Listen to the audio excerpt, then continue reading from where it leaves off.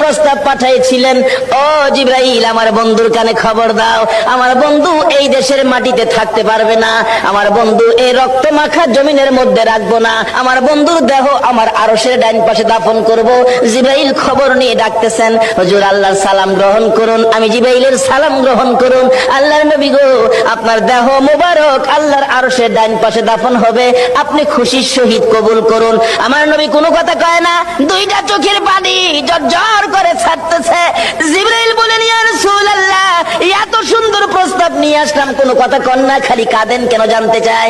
আমার নবী বলেন, জিবরাইল রে, তোমার জন্য খুশির খবর হতে পারে, আমি খুশি হতে পারলাম না, কেন পারলেন না?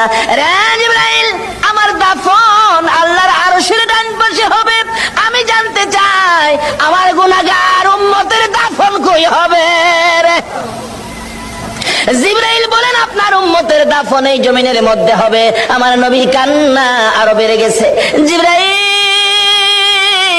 না না, সইতে পারি না, আমি আর সে থাকবো আর আমার উম্মতেরা এই জমিনে থাকবে, আমার মন মানে না, প্রস্তাব আমি রাখবো না, আমার পক্ষ থেকে একটা প্রস্তাব আমার প্রভুর দরবারে তুলে ধরো। জিবরাইল রে, আমার গুনাহগার এতিম উম্মতেরা যেই জমিনে থাকবে, আমি নবী আর সে যাব না।